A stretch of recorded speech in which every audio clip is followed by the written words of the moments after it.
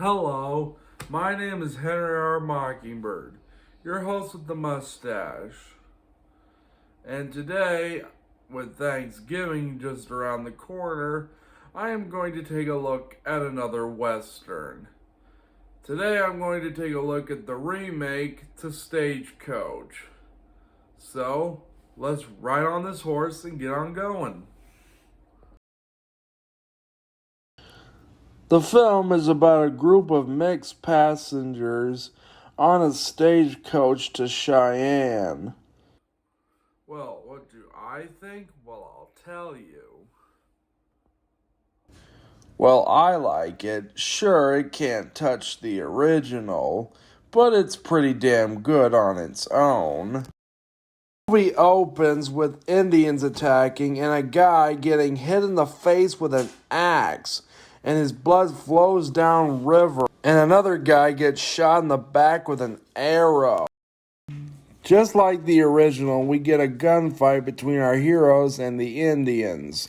This movie tries to one-up the original by having a wheel from the wagon fall off and everyone ducking for cover and shooting the Indians.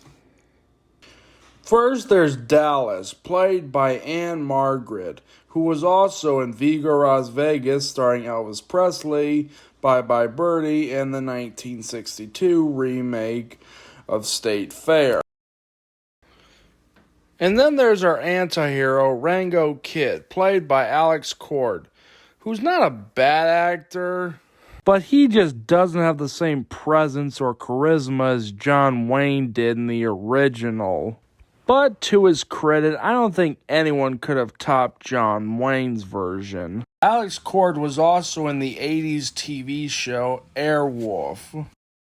But this version of the Rango Kid does have his moments of being badass, like the gunfight between him and the Plumber brothers. Hell, he literally sets one of them on fire.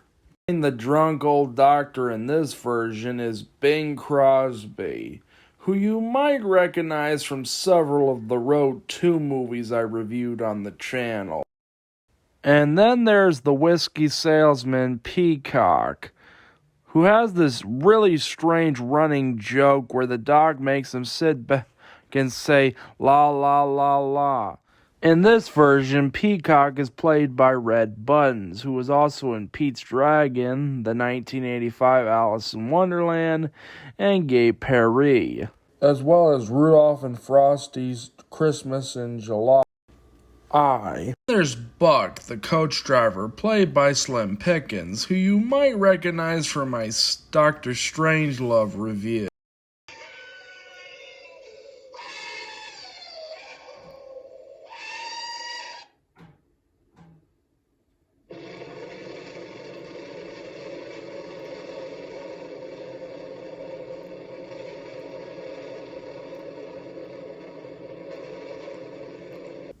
And then there's Gatewood, which in the original he was like a general type. Here he is basically a spineless coward. Luke Plummer shoots him. Damn, the original got off easy. All he did was get arrested. This version of Gatewood's played by Robert Cummings, who you might remember from my Spring Parade review. Then there's Miss Lucy, who in this version is played by Stephanie Powers, who was also in Herbie Rides Again. And then there's Luke Plummer, played by Keenan Wynn, who, unlike the original, who was barely even in it, Luke Plummer in this version has a lot more screen time. Hell, he literally takes blood off the floor and rubs it on Gatewood's blazer. That's just sick. But unfortunately, he only appears an hour and 42 minutes and 57 seconds into the film. The film was directed by Gordon Douglas, who directed Them, Way Way Out, starring Jerry Lewis, Call Me Buana, starring Bob Hope, several Laurel and Hardy films like A Chump at Oxford, Sap at Sea, and Zenobia, as well as several Little Rascal short films, as well as the Little Rascal feature film, General Spanky. Well, that's pretty much all I have to say about Stagecoach 1966.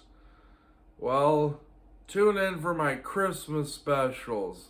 Well, this is Henry R. Mockingbird, your host with the mustache, signing off.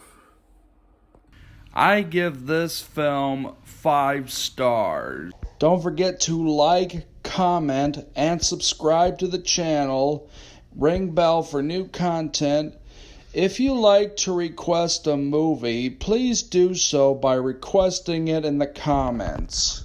And feel free to check out my other shows, Modern Classics and TV Treasures. And feel free to check out my Gmail account if you want to make a movie request outside of the comments section.